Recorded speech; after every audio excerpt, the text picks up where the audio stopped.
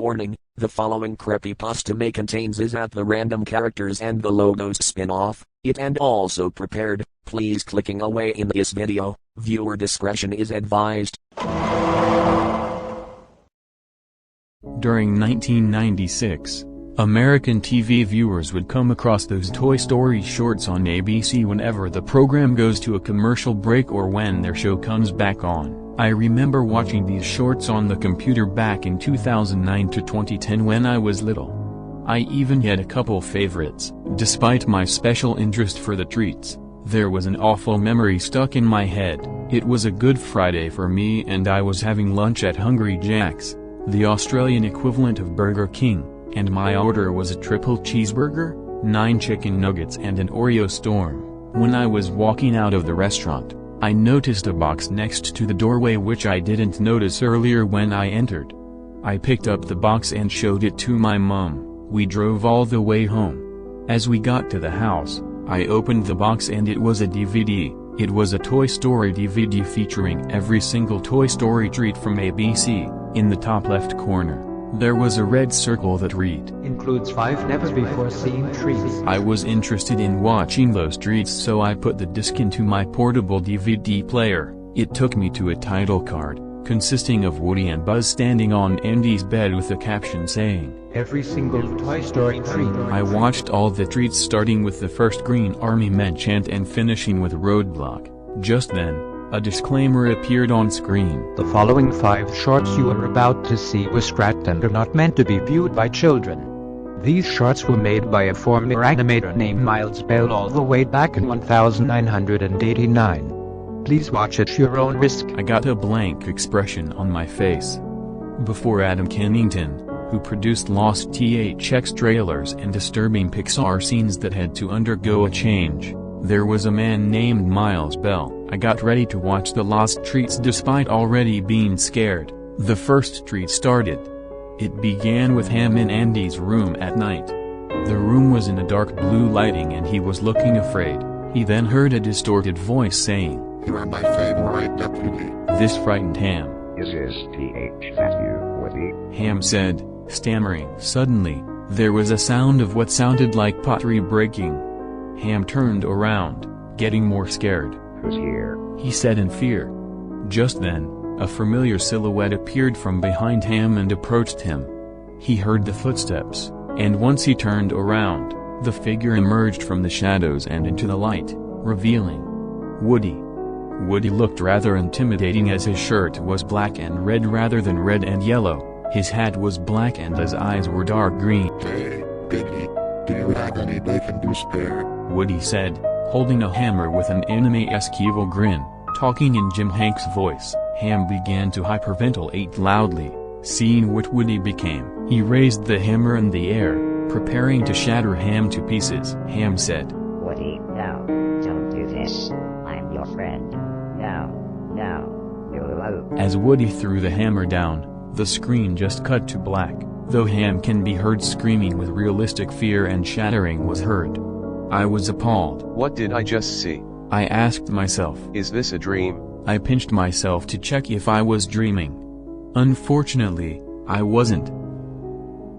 The second treat played. It began with Rex playing checkers by himself, which may have been the inspiration for the 1997 short, Gary's Day. He moved a red token diagonally. Then he got up and moved to the opposite side to move a black token. As Rex walked back to the other end to move a red token, the black tokens began to move by themselves. This confused Rex. The tokens then eliminated all the red tokens, meaning that mysterious spirit won. Just then, Woody then unblended in front of Rex, similar to a chameleon. Rex let out a startled yelp. "Woody, how did you do that?" he asked. Woody didn't say anything for 5 seconds and "I am now under the control of evil. I can't do anything no other toy can do." Rex was impressed, but was starting to get scared by Woody's appearance. "Are you going to destroy me?" he asked worriedly. Woody didn't say anything, doing that same evil anime-like grin. He summoned a butcher's knife and approached Rex as it began showing the latter's pop.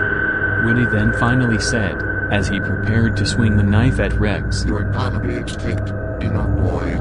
Woody finally swung his knife at Rex, and like what happened earlier with Ham, it cut to black with Rex screaming as if Wallace Shawn was in pain.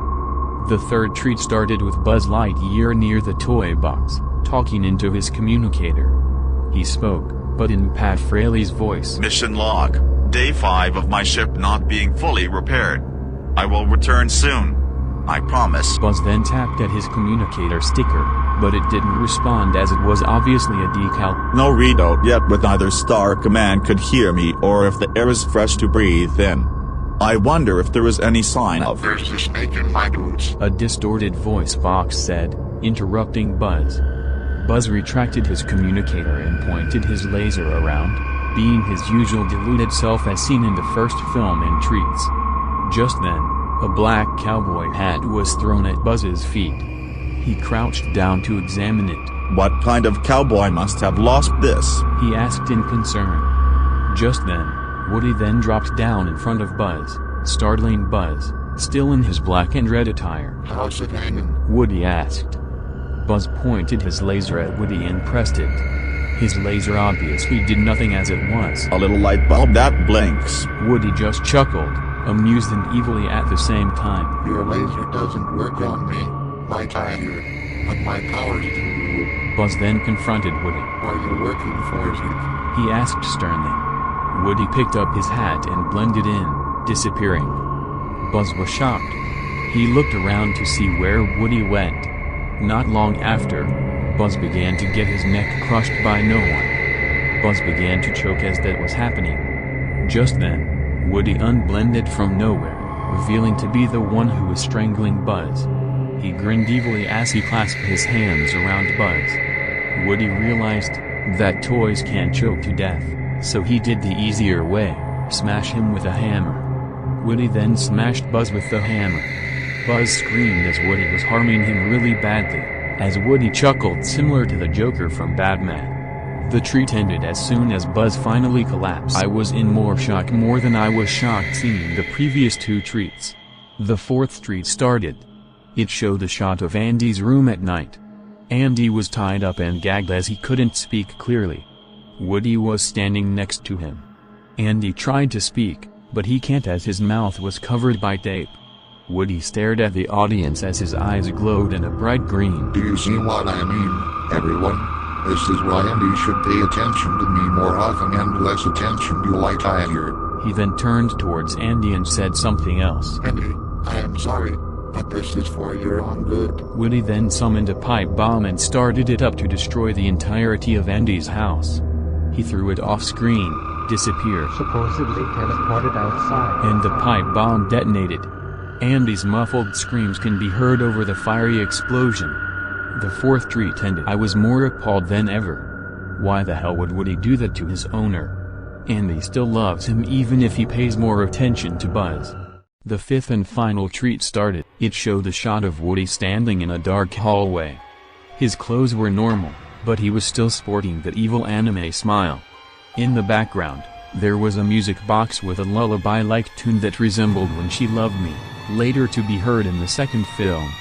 After 20 seconds, Woody just vanished, leaving an empty space of the hallway. After about 5 seconds, it showed a close-up of Woody's face from the scene where he taught Sid a lesson from the film, only it was edited.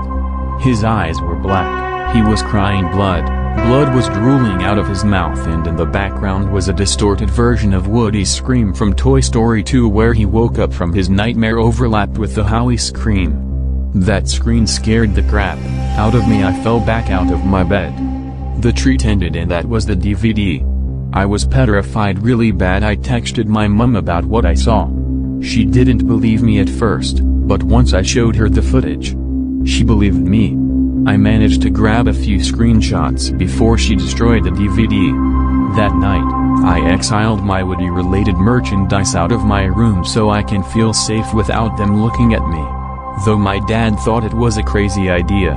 So, before Kennington, there was an animator named Miles Bell who animated those disgusting Toy Story treats. I then emailed Pixar the next day, and they revealed what happened to Bell. He was sacked. Unlike Kennington, Bell learned from his mistakes and didn't do anything illegal. What do you ever expect to see if you find a lost box with a DVD inside?